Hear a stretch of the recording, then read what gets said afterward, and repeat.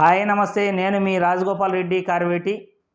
వైద్య విద్యా ప్రవేశాలకు NEET UG 2024లో entrance exam రాసిన విద్యార్థులు, వాళ్ళ తల్లిదండ్రులు అందరూ కూడా ఎన్టీఏ వారు రివైజ్డ్ ఎన్టీఏ రిజల్ట్స్ను ఎప్పుడు అనౌన్స్ చేస్తారు?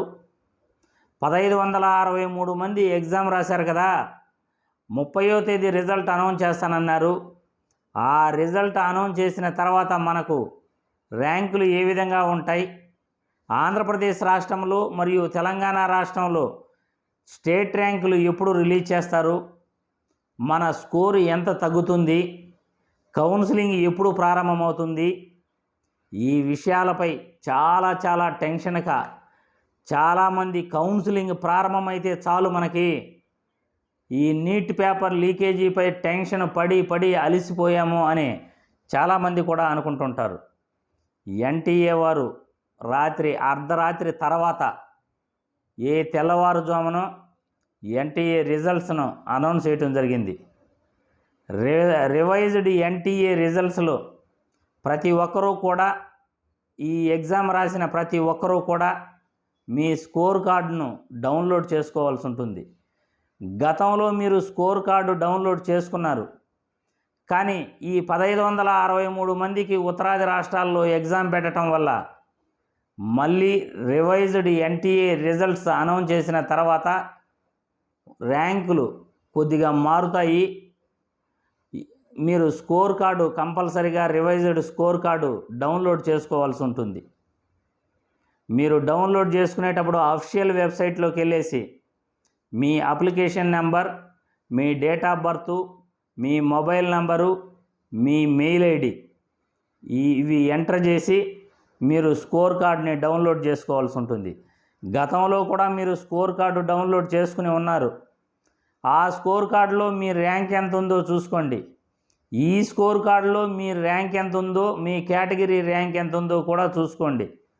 పెద్దగా ఆశ్చర్యపోవాల్సిన పని లేదు.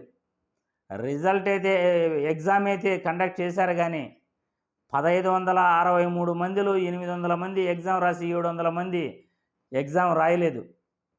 ఈ ఎగ్జామ్ రాయని వాళ్ళకి దాదాపు కూడా స్కోర్ అయితే మారాలి. ర్యాంకులు కూడా ఒక 1500 ర్యాంకులైనా మినిమం మారాలి, కానీ ర్యాంకుల్లో అసలు వ్యత్యాసమే లేదు. ఎన్టీఏ వారు వాళ్ళు చేసుకునే ప్రక్రియ వాళ్ళు చేసుకుని కొనసాగించేశారు. తూతూ మంత్రంగా కండక్ట్ చేశాము ఎగ్జామ్ అంటే కండక్ట్ చేశాము అని, రిజల్ట్ అనౌన్స్ చేశాము అని రిజల్ట్ని పబ్లిష్ చేయటం జరిగింది. అరే, మనం 1563 మందికి ఎగ్జామ్ పెడితే 800 మంది అటెండ్ అయ్యారు, 700 మంది అటెండ్ కాలేదు. వాళ్ళకి మనం ఇచ్చిన గ్రేస్ మార్కులు తగ్గాలి కదా, ర్యాంకులు తగ్గాలి కదా.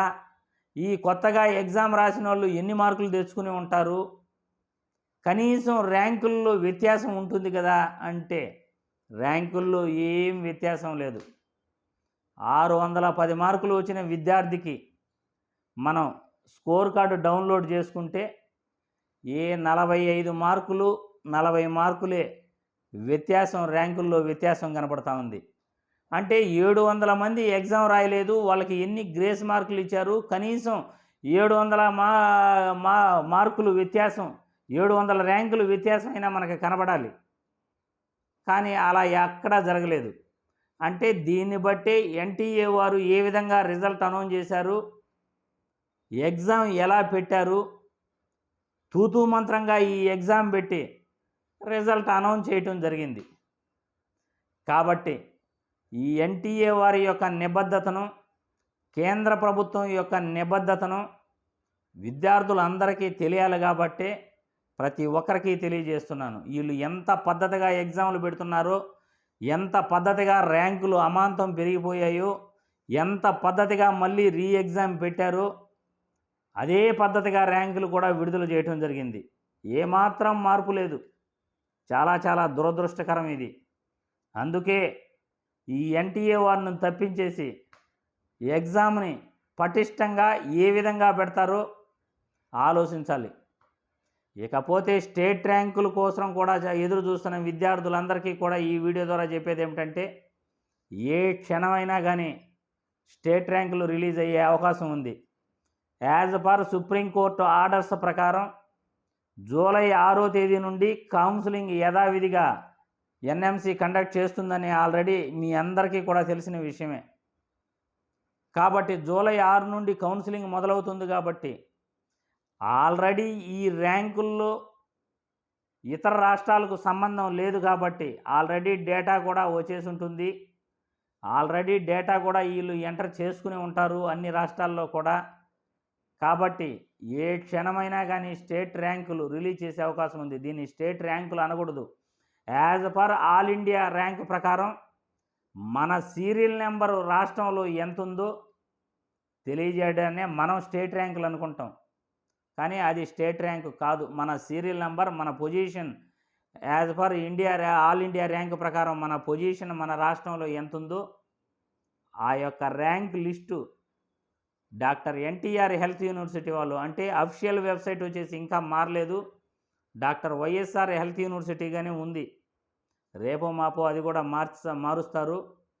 కాబట్టి డాక్టర్ ఎన్టీఆర్ హెల్త్ యూనివర్సిటీ వాళ్ళ వెబ్సైట్లో మనం ఈ యొక్క ర్యాంకుల లిస్టు కూడా వస్తుంది. ఏ క్షణమైనా రావచ్చు, గంట తర్వాత రావచ్చు, ఈరోజు సాయంత్రం రావచ్చు, లేకపోతే రేపు రావచ్చు, ఎల్లుండి రావచ్చు, 4 రోజుల తర్వాత కూడా రావచ్చు. కానీ 99% యాజ్ ఎర్లీ యాజ్ పాసిబుల్ మీకు ర్యాంక్ లిస్ట్ రిలీజ్ అయిపోతుంది. నోటిఫికేషన్ కూడా వచ్చేస్తుంది. జూలై 6 నుండి ఆల్ ఇండియా కౌన్సిలింగ్ మొదలవుతుంది.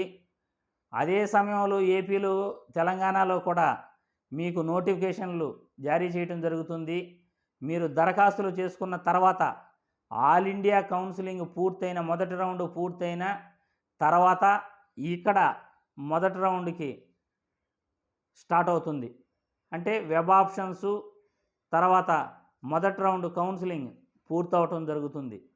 దాదాపు కూడా ఏపీ మరియు తెలంగాణలో మొదటి రౌండ్ పూర్తయ్యేదానికి జూలై 15వ తేదీ పైన ఆగస్టు 1వ తేదీ లోపల దాదాపు కూడా కంప్లీట్ అయిపోతాయి.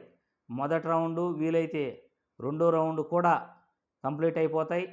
ఆగస్టు 1వ తేదీ నుండి క్లాసులు ప్రారంభమయ్యే అవకాశాలు కూడా మెండుగా ఉన్నాయి అని ఈ వీడియో ద్వారా ప్రతి ఒక్కరికి తెలియజేస్తున్నాను.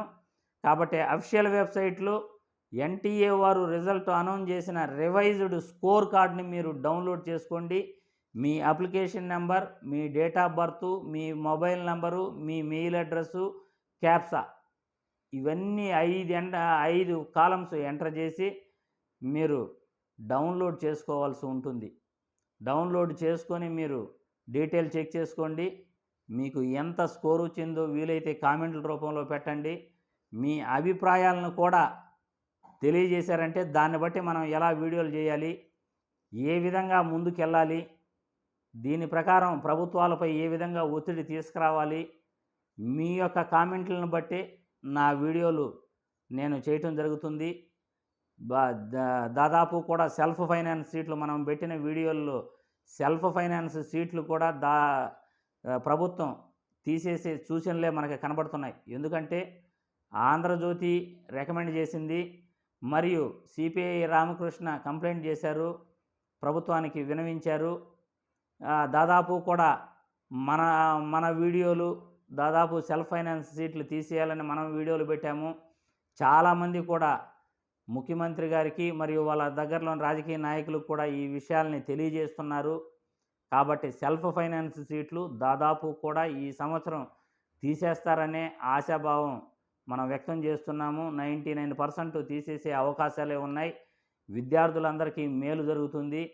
కాకపోతే ర్యాంకులు ఏపీలో ఎక్కువగానే పెరుగుంటాయి. మీరు ఎక్కడో ఊహల్లో విహరించొద్దండి అని ఈ వీడియో ద్వారా ప్రతి ఒక్కరికి తెలియజేస్తున్నాను.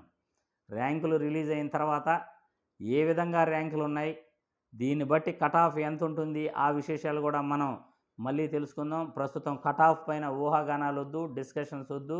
మీ అభిప్రాయాల్ని మీ కామెంట్ల రూపంలో తెలియజేయండి.